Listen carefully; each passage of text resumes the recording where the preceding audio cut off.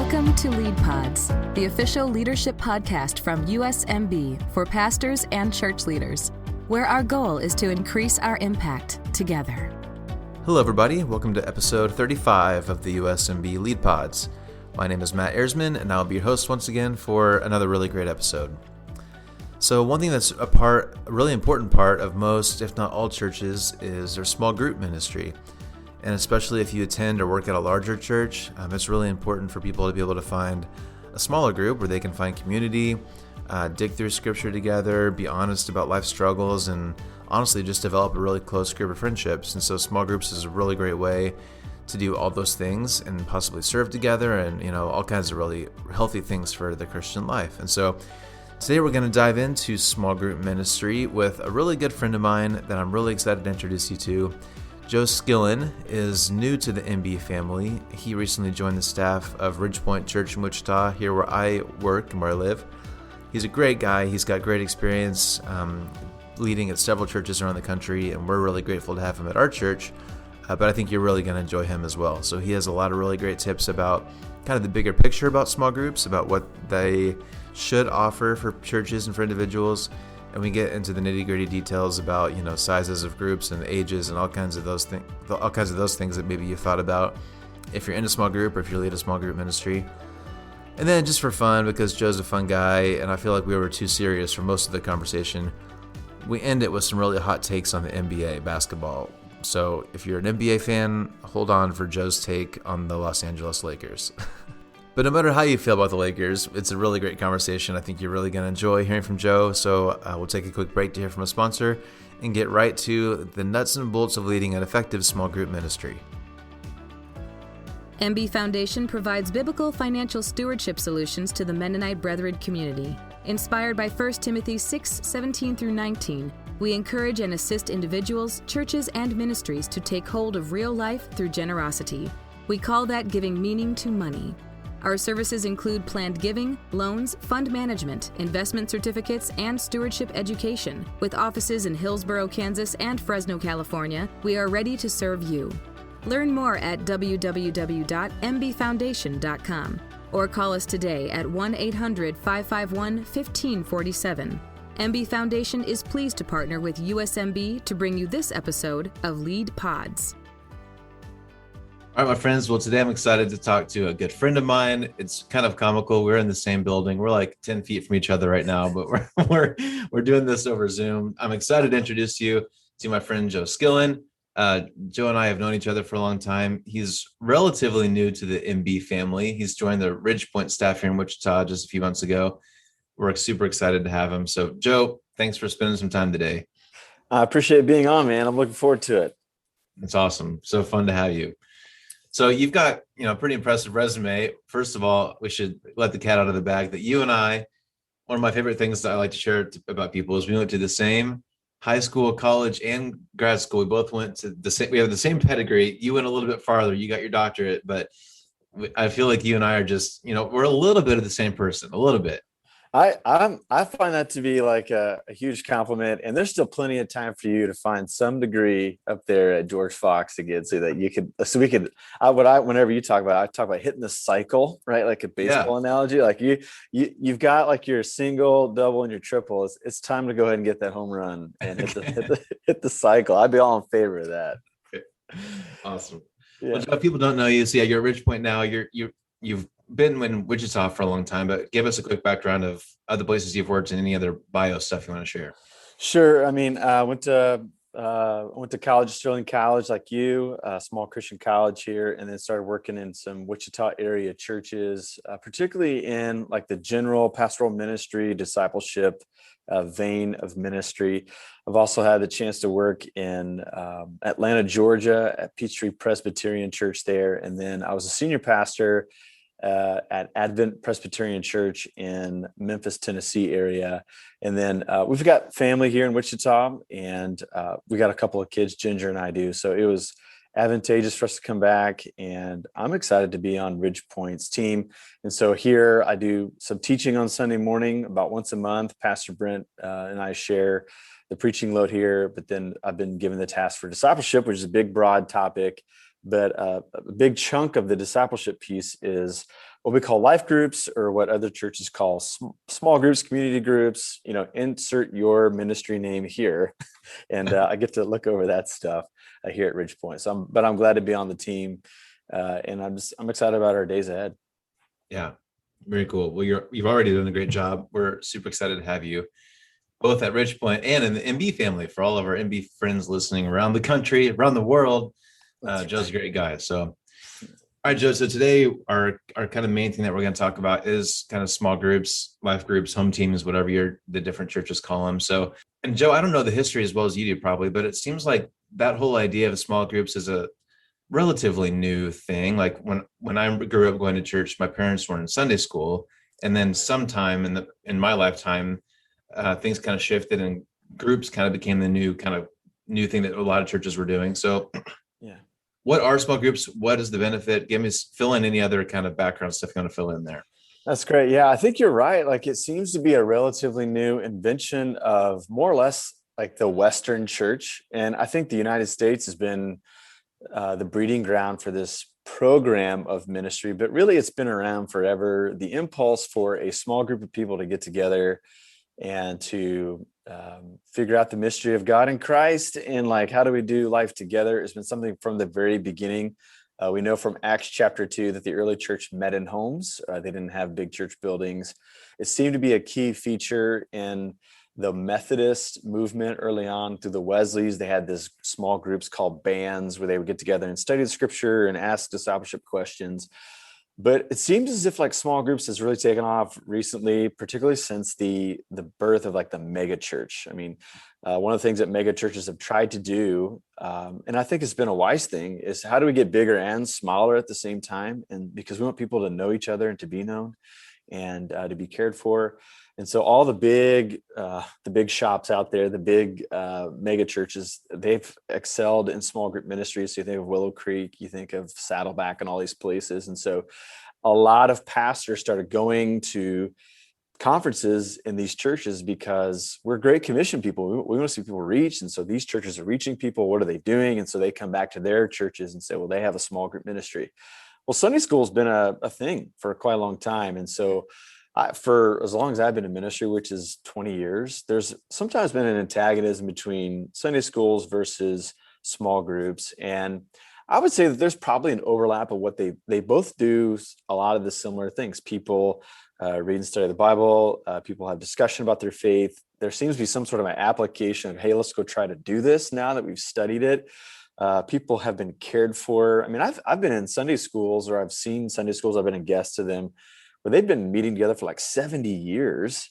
They've got like the president of the Sunday school class, which is interesting. But like, these people have they've studied they've lived the whole panorama together. Like, they were young couples into young families, and they've raised kids, and they've sent kids to college, and they take care of aging parents together. And how wise is that people have decided, I'm going to invest my life in these other people, and we're going to help one another. And I think that is probably the nucleus of what a small group does. It's that Paul says in Romans chapter 1, he says, let's mutually encourage one another in the faith. And I think that is the Christian impulse. It's a gospel impulse. And so I think we see that. And so sometimes it happens in Sunday schools. Sometimes it happens in small groups. Is there a difference? Maybe. I think sometimes Sunday schools can have this lecture type of feel to it, where like one person is teaching and presenting and everyone else is kind of like bobbing their heads and maybe taking a few notes. Whereas I think a small group, there's a sense where I'm going to go, and at some point I need to participate in the outworking of this thing. And so I think that's a little more native in the small group model than is in the Sunday school model, but there's always exceptions to the rule. And so I think that antagonism probably should be avoided, because at the end of the day, if people are known and cared for and they can grow in their faith, I think that is something that a church has to have in order for the movement of Jesus to flourish among them. And so I think a small group, why it's good, is I think it's a greenhouse for Christian formation, because I think in a small group, people's head and heart and hands are engaged. I think people learn from the scripture and they learn about our Christian story. I think people learn to care for one another. And I think also if a group is positioned right, people can be on mission together. And so when those things are like working in tandem with one another, people grow in the faith. It's like a CrossFit gym for the Christian life. And all of a sudden people are growing in their faith by leaps and bounds, particularly young and new Christians. When they get into a small group environment, if it's done well, and if there's a lot of intention behind it, I think it's a vital piece of the early part of their faith. And I just think that that's why a church should consider, if they don't have a small group ministry now, I think that you got to stop the press, and they got to think about how can we start getting some small groups going in the midst of our ministry environment. So Yeah. And of course, every church is different. And I think your wise talk about like size, like if you're a small church, if you have 20 people, it might be kind of harder to launch a really successful small group ministry. But if you're a huge church, you need that ability for people to connect and have a relationship. And, again, depending on the church, but again, in my mind, Sunday school, like you said, Sunday school is kind of like learning, lecturing, going through studies. When like my life group that I'm in, my favorite part is that we're just really good friends. And if we need something, there are go-to people. Like they're kind of that support group that we call them life groups here at Ridgepoint, because it is that we're just going through life together. We study the Bible too, but like it's that core faith community, like the smaller core faith community that I think some churches are missing, that I think is super crucial. Absolutely. Yeah. And I think you hit on something that I think only small groups can do. So I appreciated something that a missional church outfit out of England called 3DM. This is what they talk about. They talk about how we tend to find ourselves into 4 different sizes of groups. And there's like an intimate space, very small amount of people. There's a family space, a little bit larger. Then there's like what they call tribal space. That tends to be the first thing that we say when someone says, "Hey, Matt, tell me about yourself." We tend to say, "Oh, I work here," or "I live in this area of the world," or "My kids go to this school," and blah, blah, blah. So we tend to put ourselves in tribal space. And then there's public space, which is the largest group that we find ourselves in. And so we act differently in those spaces. What small groups does, I think, in my mind, I think this would be the critical thing about a small group ministry is to help create that family space, that family environment, faith family environment in a church where people can be known and cared for. And that doesn't happen on Sunday mornings. Yeah. It doesn't happen like in a small mentoring community either. It happens where new people can be added if it's at the right time, and if it's got the group has the right DNA. It's where people can be themselves more readily. And so I think, what does a small group ministry do? It creates faith families. And I think that if that being one of the major metaphors, the New Testament church, that's why I think small groups are important, because you're creating a family life together and I think a family is where you are counted on and you can count on others. So if people sense that in the small group environment, I think it's a healthy small group environment. Yeah. So, yeah. Awesome. Yeah. You're prompting a lot of things I want to ask you about, but let's go a little bit bigger picture first. So sure. You've been around discipleship, small group ministries for a long time in several different churches. So what are some of the things that you've seen that work really well? And what are some of the things that you've seen just kind of common mistakes or just common hiccups that you've seen along the way for small groups? Yeah. And I think every church is different. And so I think maybe some things that I've seen might actually go well in other environments for sure. But I find that in the groups that I've really enjoyed, and when I've left them, like there's like a hole in my heart because of it. I feel like those groups have like levity about them, where there's not an earnestness all the time.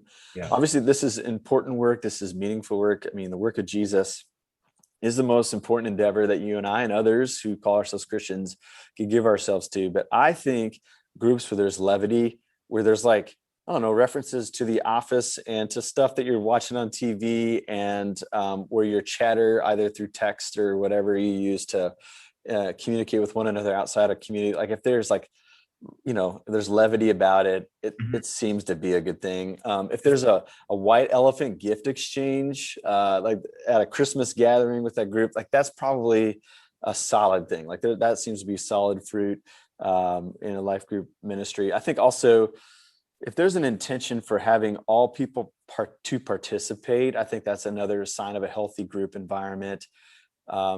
Sometimes when groups are not going well, it's because the same person who's teaching is also hosting, and they're studying the things that they want to study and maybe not what the group needs at that time. And discussion is really just a lecture and it's not really a discussion where there's a lot of silence, where there doesn't seem to be, the room's not popping with energy when it comes to the discussion time. And I think that takes a lot of work. I think it takes more work than we imagine, but everyone is wired differently. Everyone is interesting. And to draw them out and into the communal space and for them to participate, it takes a lot of work. And so we have to be able, so I think a good group leader is not just a person who we would think the person who can answer questions about the Bible and who knows the reference that someone's thinking of, but they can't quite land. Mm-hmm. I think sometimes the best life group leader is the one who is so, their EQ is so high, Mm-hmm. like they can read the room and say, okay, so-and-so is dying to participate. We just haven't really picked out what they're interested in yet. And this person had a birthday, and I think we got to mention that, or this person, their prayer request last week was kind of heavy. Mm-hmm. And we need to find a way to get an update there. And there's someone who can, I don't know, they've got the sixth sense about them, and they can read the room and try to help create that faith family environment. I think more than anything else, like a healthy small group is where friendship happens. You've already mentioned it.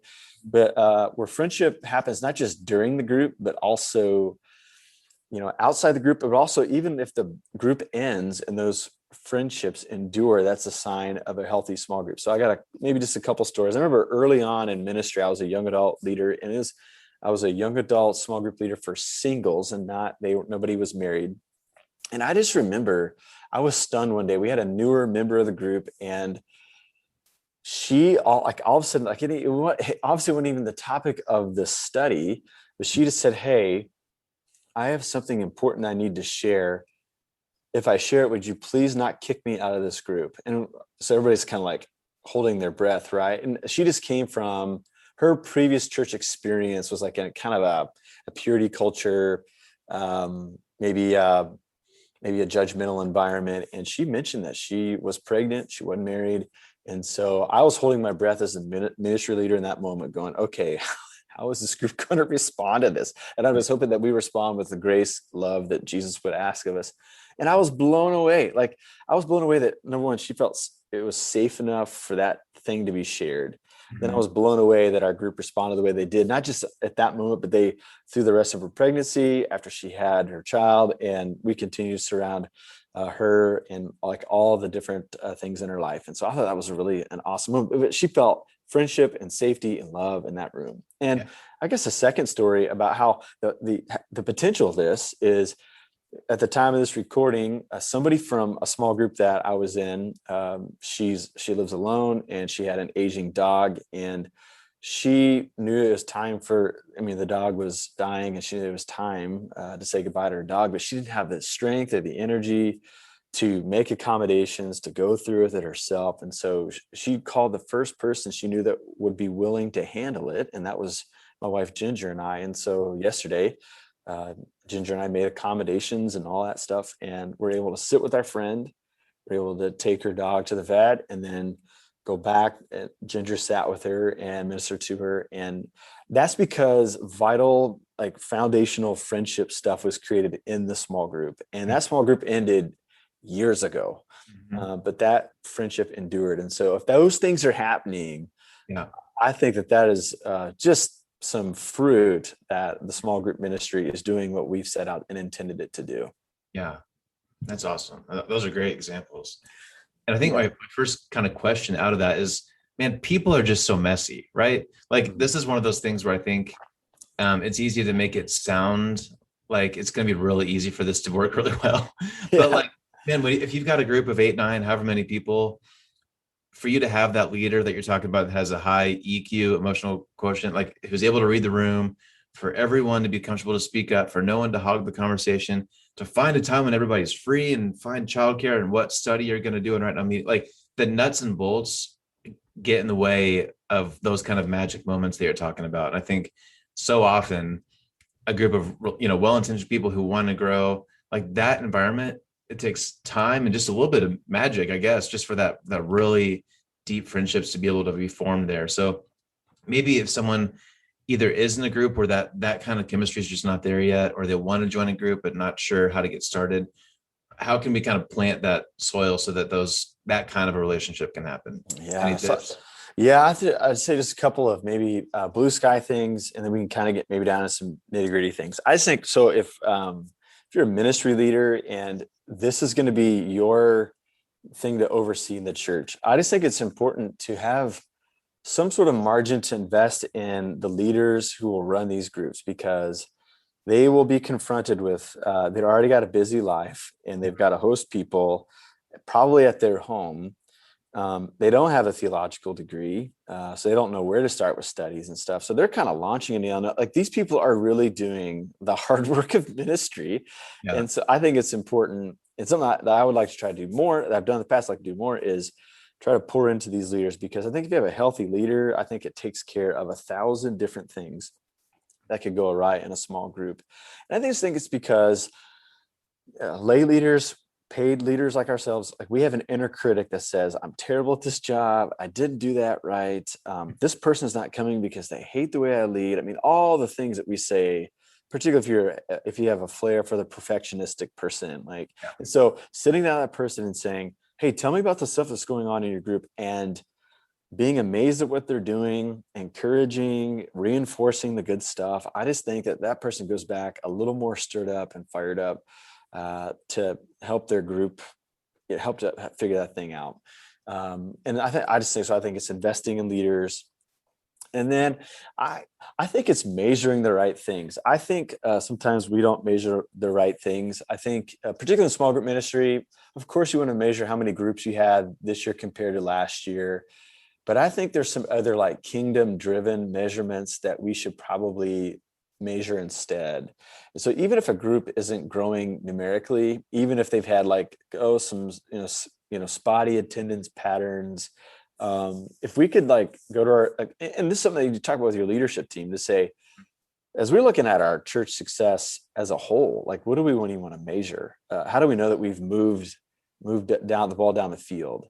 I think that we go yearly or every other year to our group life and say, hey, group leaders, just take 10, 15 minutes, pray about it. And then how are you doing in these areas? Like, do you see these things happening on scale of 1 to 5? And I think that gathering that information, I think, is important. And then we can go to them and say, hey, just so you know, like, I feel like when you gave me your test results or your measurement results, and you said that you felt like people's openness to share has gone from like 3 to 4 in a year. Like we got to celebrate that stuff. Like that stuff is a sign that the gracious things are happening among them. And so I just think you got to invest in leaders. I think you have to be clear about what we're truly measuring and why it's important for the overall mission of our church, because we're measuring those things. And so I would just start those like a little, kind of blue sky, like the big picture. I think that would be, I think, be helpful in those type of moments. So, but for like somebody who's looking for a small group, I think maybe you mentioned that as part of your question, and maybe they haven't found the fit.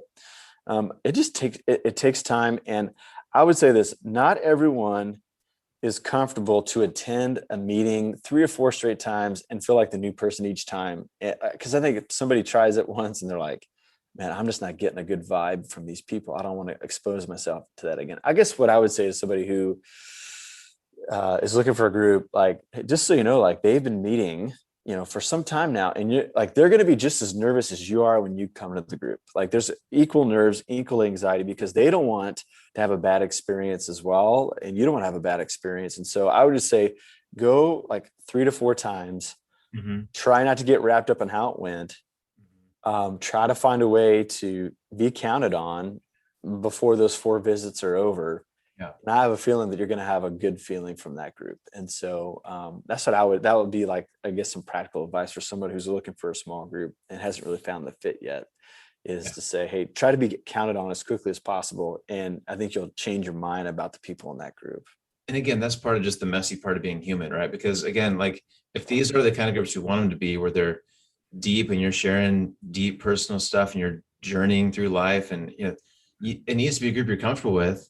And sometimes you're just not comfortable around a certain person, and that maybe is or isn't good or bad. That's just kind of how it is. And that's just kind of the messiness, which leads me to one thing I wanted to hear you talk about.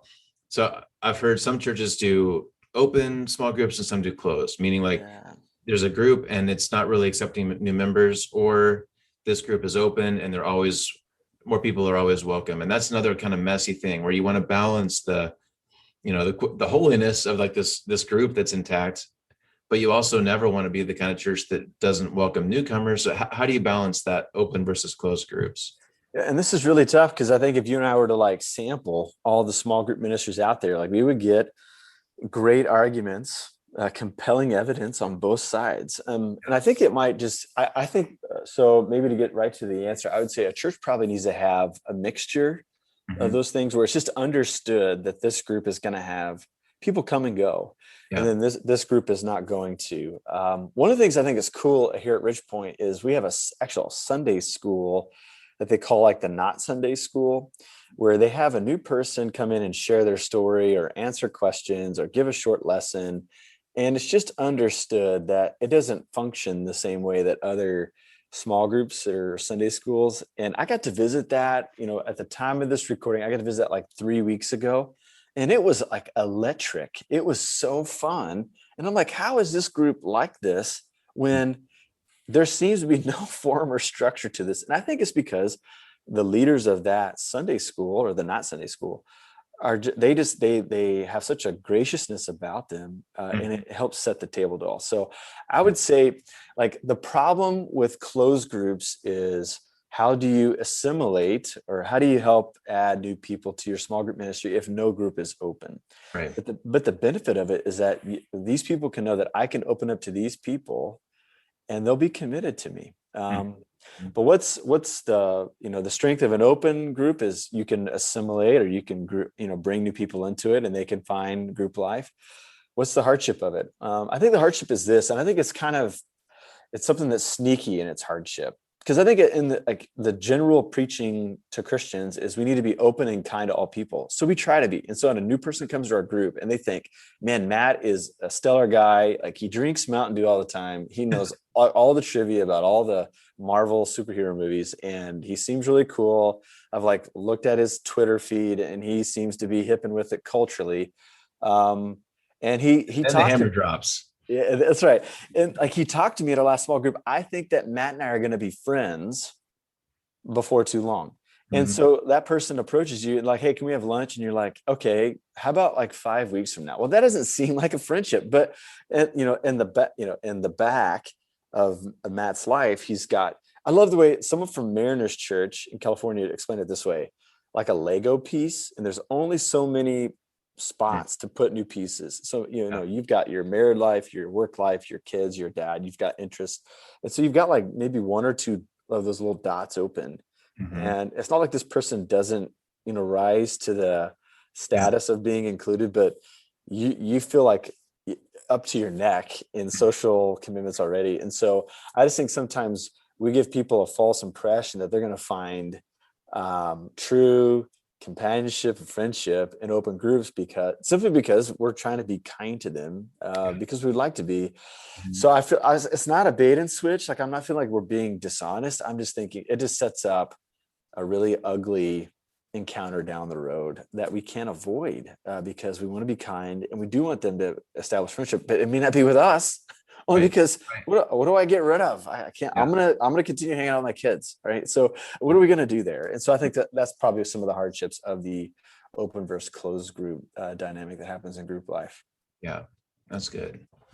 One kind of model I've heard about, which again in theory it sounds really like a good idea. I don't know how it actually worked practically, but the idea of you have a group that you kind of gradually, I guess it'd be quote unquote a closed group, but you might drag in a person here or there every once in a while until eventually you kind of reach this capacity where then the group splits in half. Have you ever seen that? Does that ever work? Again, in my mind, it sounds like that might be a kind of a hybrid that might work well, but I can't imagine. It'd be hard to split a group, I imagine. Have you ever seen that work? Yeah, I mean, so I think people get really weary about splitting. I think it's hard, and people say it's like, like you're setting up a divorce, and I mean that might be harsh language, but I mean people miss each other, and like a new history has to start whenever a group divides. I just think it's the culture and the vision of the church. I mean, I had a professor in seminary who he had what they call a cell church model, and cells grow because they split, and that is their intention. And so, but what they did there, I thought was kind of cool. Like they, of course, preached the sermon, and then a group lesson was built from the sermon, and everybody did it. So the pastor led the staff, and then the staff led a group, and so it created like this pyramid type of environment. But like you knew that if you were in a cell group, Mhm. you were a part of something bigger than just what your group was doing. Yeah. And in fact, like they went all the way with this thing to where a person could not become a member of the church unless they were in a cell group. Mm. And when they became a member, their cell group leader introduced them to the church, and not like the senior pastor. Like they really baked it in. Like they're a one-hit wonder. It's all cell groups. Mm. And so I think if that's the culture, then it makes sense. I think when you spring that on people, like, hey, we're gonna divide this group whenever it reaches a critical point of 20 people, people are like, well, I'm going to go ahead and leave this group just to kind of get it over with, because that doesn't sound like a good idea at all. So I just think that it has to fit with the vibe of the church in my mind. And if it does, then it makes sense, and it's an easy story to tell, and the expectation is there. Like you're not springing something on people. Yeah, I like that. The expectation is huge. Yeah. Let's get into a couple more kind of nitty gritty nuts and bolts. So again, Yeah. I've been a part of a group for a long time. Again, I'm sure you've seen a bunch of different ways that people do it. So there are some groups who study the Bible. There's some that go through like a book, like a nonfiction book, a Christian nonfiction book of some kind. Maybe they do a video series. Maybe they just get together and hang out and talk. There's kind of once you have your group, there's kind of a bunch of different things you can do during your meeting. So what do you think is is it a mix? Do you like keeping things scriptural? What do you recommend? Yeah, I think a mix is good. I think one of the most valuable things that someone wrote for the church was the streams in the desert. I think it was Foster or someone in the Renovare stream who said, I mean, there's like from the very beginning of our movement, the Christian movement, there's been all these different pathways to encountering God, which is why we do this to begin with, right? And some people like it, they are scholastic. They had the life of the mind is the way they worship too. But I think at times that's like the heavy of group life is it's kind of geared towards the academic mind, but there's other pathways to God. So I think the keen small group leader is one who says, okay, let's get a balance of life of the mind, life of the heart, life of the hands. And so what I've seen churches do is instead of like make those decisions with study and content, they bake it into their habits. So what they do is like, let's say they meet 4 times a month, once a week. They'll study 2 of those weeks. They'll do like a hangout, eat something, go to the new barbecue joint, kind of in the middle of all of our houses where we're at in the city, that for 1 week. And then 1 week of the month, if they can, like try to find a way to serve. Now that could be actually doing a service project that might be a little bit bigger ordeal to plan, or it could be, hey, like the church is collecting book bags for back to school. So we're going to buy stuff. We're going to pack it together and hang out. We'll count it as a group time, but we're also serving together. And there's bonding that happens there. And so I think if you bake in habits, it tends to help address all those pathways, sacred pathways or whatever. And then like the study content, you can sprinkle it on top of that and people won't feel like they're out of place. Because I think all of us know, like you've been in a group, like there's a good chance half those people have like barely read the chapter, or they read it like, like with at the 0 hour, 11th hour, like right before, so they could like have something to say during discussion, which that's okay. Like, what are you going to do? Yell and scream at those people? It's not going to help. Right. And so you just try to make the most of it. But I think that it's just good maybe to work on the habit structure than like trying to figure out like a balanced study structure over a given year. So that's good. So talking about like the study part, how much oversight do you think the church should have in those kinds of decisions? Like, can a group do literally whatever they want, or should the church have some insight of like, I see you're doing that book. That guy's a little sketch. Not sure you should be following what that guy's teaching. Like, how much should they even keep track of that? Or is it just totally up to them individual group leaders? What do you think about that? That's a great question. So, I mean, on the one hand, you want to empower group leaders to make their group their own, and not have them like be so codependent on somebody on staff for Yeah. that. But at the same time, we do have a call to, guard orthodoxy. So I just think that that probably matches, once again, the culture of the church. If you've got a senior pastor who is, in particular, like who is, a scholastic Christian, they're into the academic weeds of the faith. Maybe they want to drive that a bit more. Maybe something closer to the sermon series. What I kind of like doing is doing a balanced approach. So the high times of the average suburban church. Yeah, I know all churches are not suburban churches, but a lot of churches are in our world. So I feel like the audience is most captive. You have your captive audience in the fall and in the spring. So like Mhm. school's back in session before holiday, and then after holiday before the month of May, right? And Yeah. so I think if you could do a sermon series in those two windows, and there's a good study that can dovetail with it, I think that's great. Say, hey, go to group leaders and say, hey, we don't do this very often. We do it twice a year. Mhm. Would you be willing to, like, this is a vetted source. I'll take you off the hook from that. Pick something for a month or 6 weeks. We want to see the most majority of church do this if they can. And so I think that's kind of a fun way just to sprinkle in some sort of uniform thing, but then allow Yeah. group leaders the freedom to do what they'd like. Yeah. Good. I like that. Yeah. It's good for Here, everyone to. yeah. Here at Ridgepoint, we've got a faith and life team that if any series of teachings, if it kind of catches their attention, like that's kind of in their purview to investigate it and investigate is a harsh word, but to evaluate it and just to pray about it and say, okay, we might want to challenge our groups to steer away from this. I don't think that happens a lot in churches like ours. I kind of go back to, there's that neat little line in First John where John says, like, the Spirit teaches us. And I think even the most newest Christians, I think that there's like something that happens where they say, hey, this is not, I don't know how, but this is not scanning. Hmm. I've got questions about this. And then I ask the questions. And so I trust the work of the Spirit too, to, in some of those, in regard to some of these things that happen in group life. And I think a lot of times the community will take care of it. So there's not like a heavy handed approach from the staff, from the Yeah. top. Yeah. That's good. I think a lot of times good discussion comes when you have those things that are a little dicey.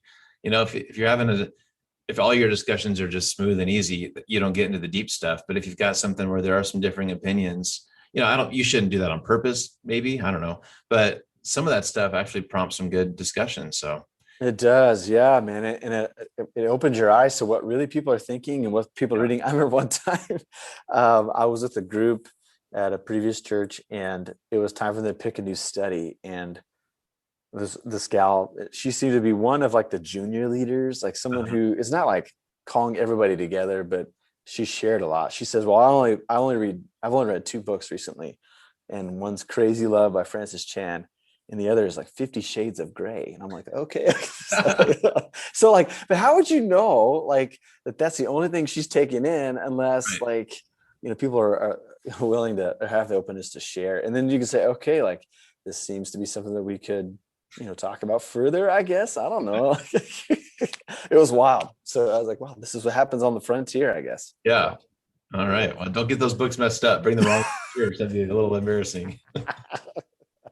Did you hear that there was a pastor who said he did a sermon series on 50 Shades of Grace?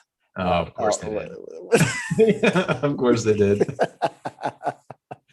Oh, God. Oh man. Anyways. All right. Right. We're running out of time already. I want to hit you with two more. So one Okay. more legit small group question, and then we got to end with a fun sports question. Okay, so All right. brace yourself. All right. So the last small group question, unless you've got anything else to add, I want to hear your thoughts on age. Like, is it good for these groups to be the same age? Do you like the multi-generational approach? Is there some way that we can do both? What do you think about that for small groups? And I've been around long enough now to have been in churches where like it's been like a heavy program by age, life stage thing. Mm-hmm. And then like there's been the buzz has been to include like a multi-generational thing. I think there's probably got to be a blend of it all.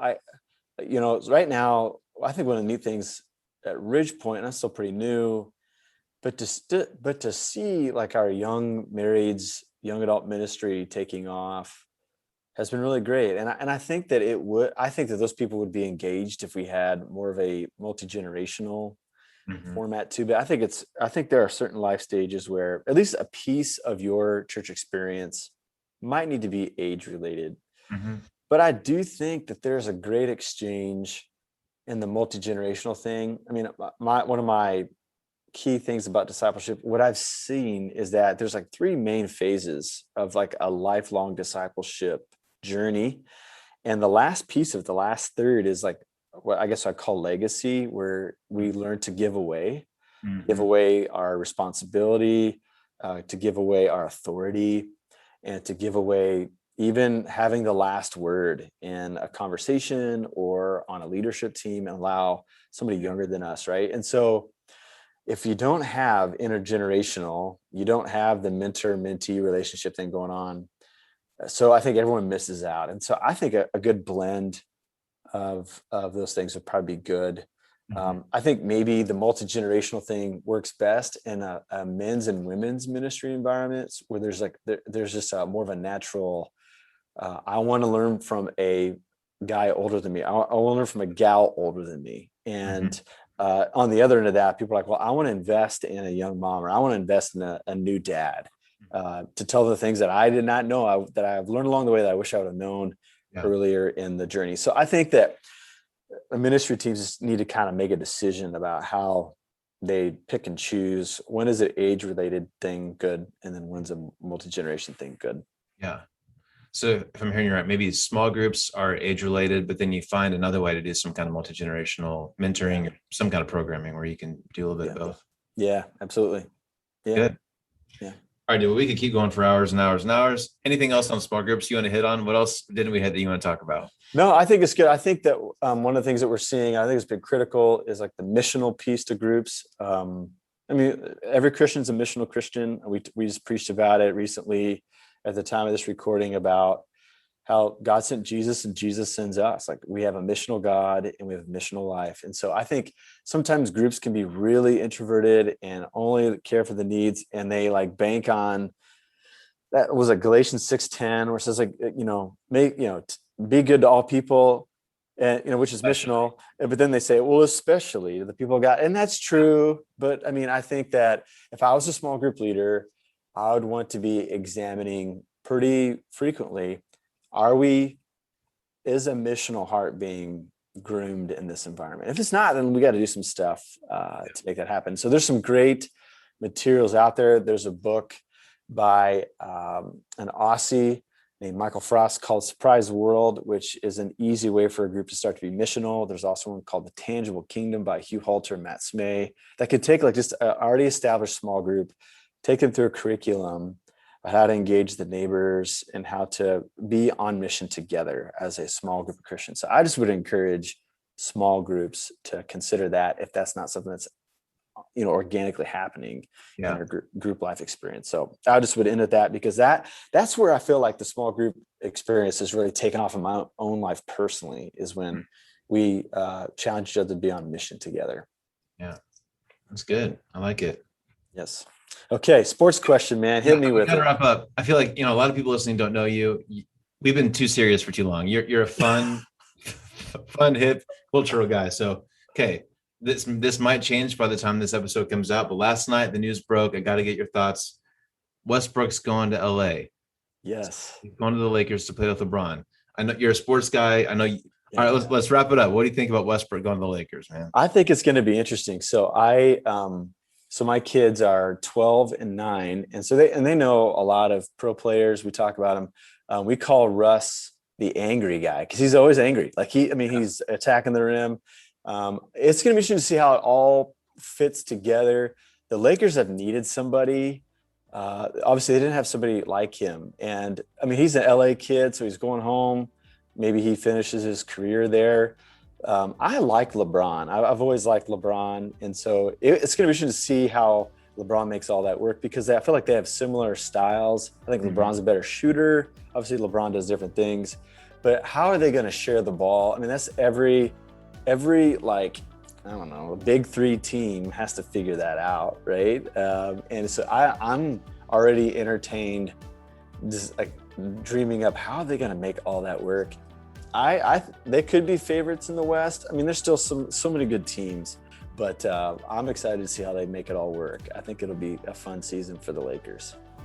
Nice. All right. Well, we probably just lost half our listeners, but we'll do the USMB Sports Pod after dark here next time. Sounds good, man. Joe, you're the man. Thank you so much for spending some time with us. I love what you're doing here at Ridgepoint. Thanks for all the experience you bring and for joining the USMB family. I hope we can talk again, because I know we could go into a bunch of different topics. So, man, it's been fun. Thanks for having me on. And yeah, man, let's do this again sometime. I'd be all for it. All right. Awesome. Thanks, Joe. Appreciate it, man. Thanks. What can community look like for followers of Jesus in a post-COVID reality? Join author and church planter Ben Connolly for a free 2-part webinar series about discipleship and community, sponsored by USMB. 2 one-hour seminars will be held via Zoom on Tuesday, September 14th and Tuesday, September 28th of 2021 at 10:30 a.m. Central Daylight Time. The series will be based on Ben's new book, A Field Guide for Genuine Community. Register by August 18th to be entered in a drawing to win one of 3 free copies of Ben's book. For more information or to register, visit www.usmb.org/events. All right. Well, not only was that our first time to talk about small groups, but that was also your first hot take on LeBron James. So there's always a first for everything here on the USMB Lead Pods. But hey, again, I want to give my thanks to Joe. I loved our conversation today, and he had a lot of great things to say for small groups. And so I hope there was something that you were able to take away, whether you're a ministry leader or maybe you are attending a life group or a small group, or maybe you lead one. I thought there was a lot of really good stuff that we can all think about there. So again, many thanks to my friend Joe for joining us. And once again, thank you to you for listening today, wherever you are. Always grateful for you and for any new listeners we have. Thanks for tuning in. As always, we'd love for you to subscribe so you don't miss an episode. Throw us a review or rating wherever you're listening today to help spread the word. We would really appreciate that. And with that, I hope you have a great rest of your week, and we'll see you again next time for another episode of the Lead Pods. Thanks for listening to Lead Pods. Make sure you don't miss an episode by subscribing to our show wherever you're listening today.